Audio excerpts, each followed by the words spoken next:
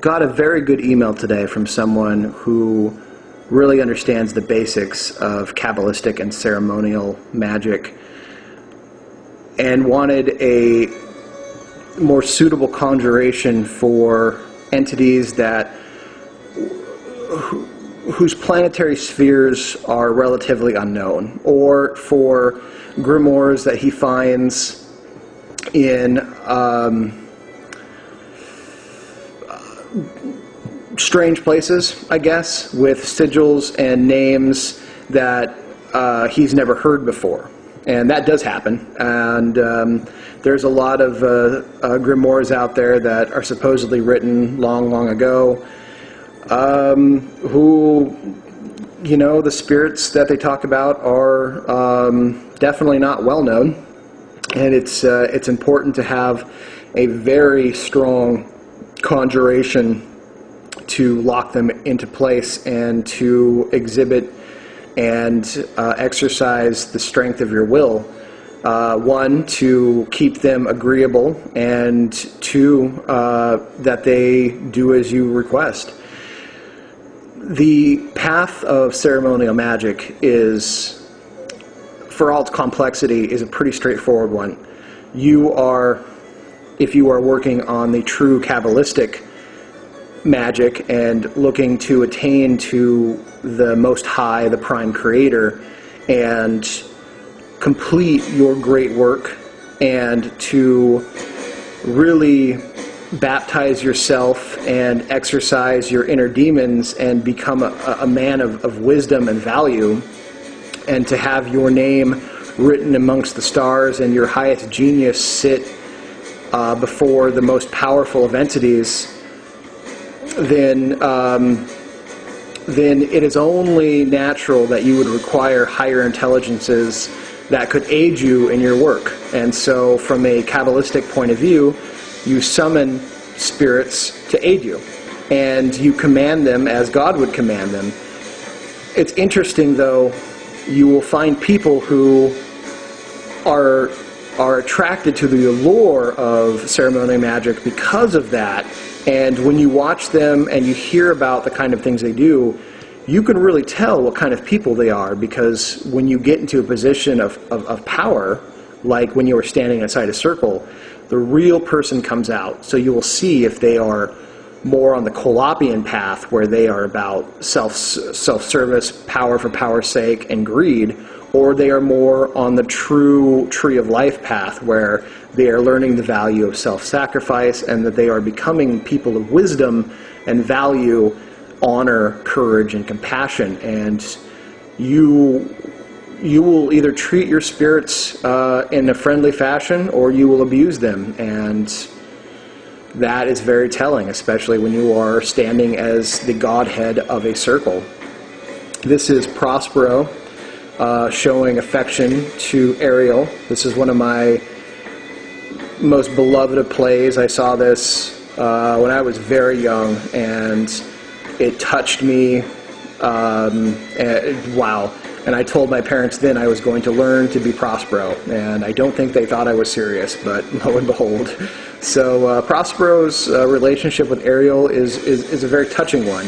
And Prospero is a man who is sort of torn between revenge and power for power's sake, and at the end he truly does attain to adepthood. He gives away his staff of power, and he releases Ariel, who then can progress into a higher form of being.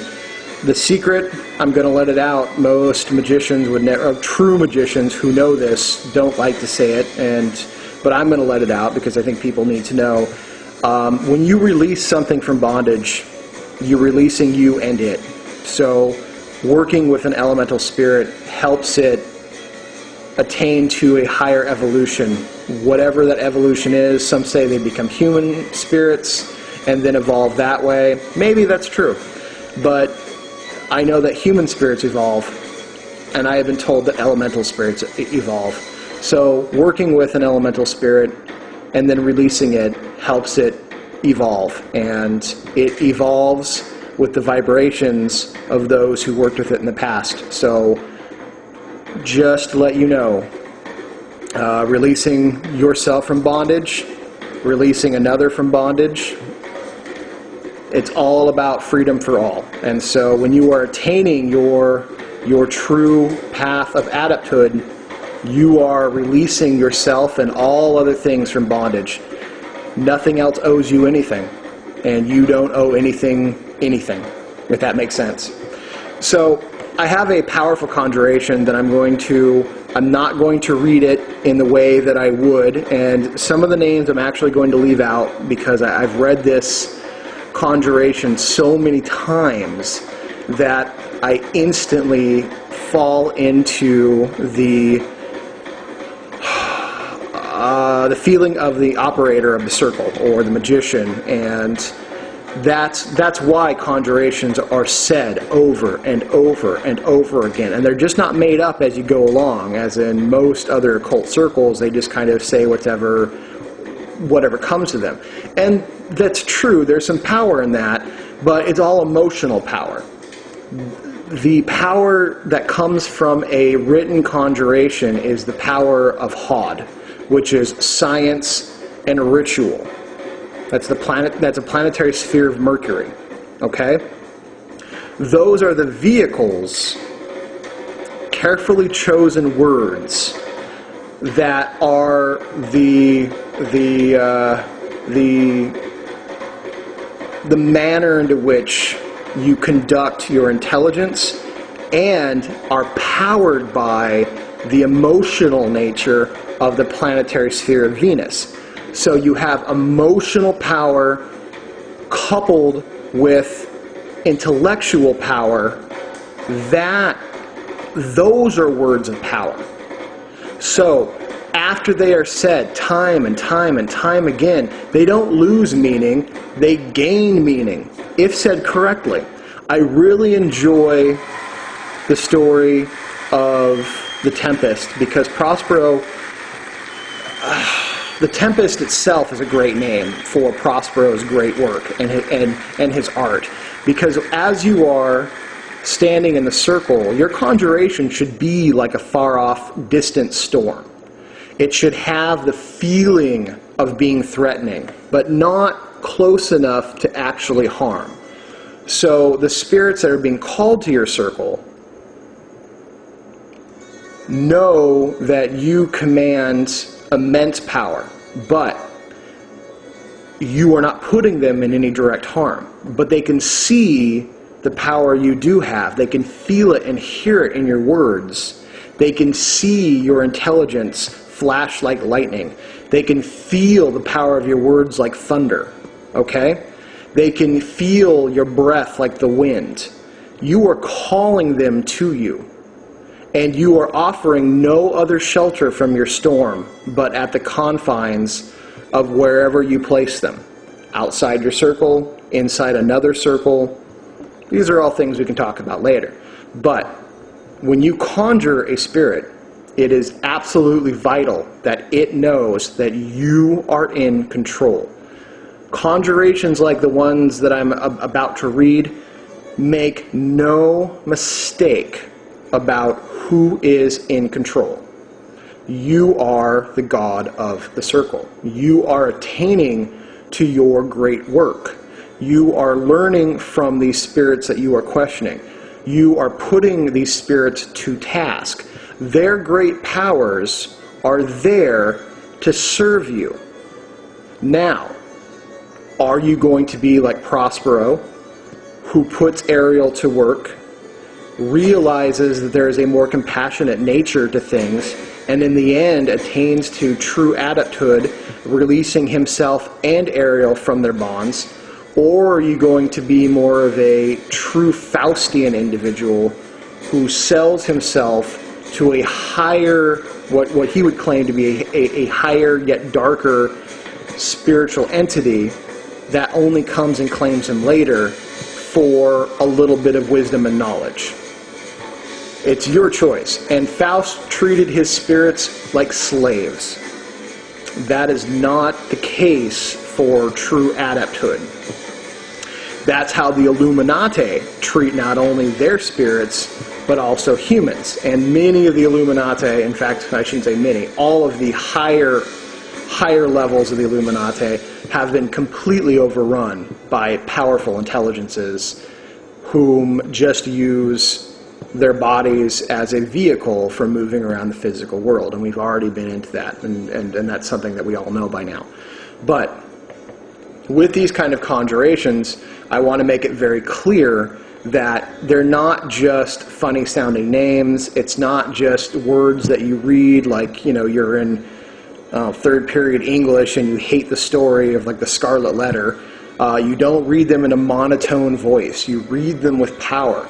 And in each of the conjurations, there are very important mysteries and aspects to working and living and attaining to the highest goals of Kabbalistic magic that it could almost read like scripture in some ways. Much like the Wiccan story of Dia and Dis, the complete high arts and much of their true inner workings are revealed in the conjurations.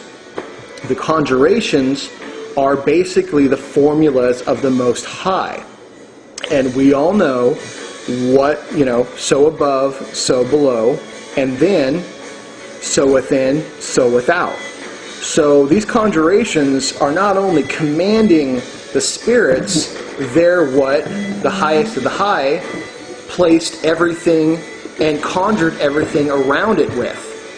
So your spirit has also been conjured by, in some respects, by the Prime Creator with very similar conjurations.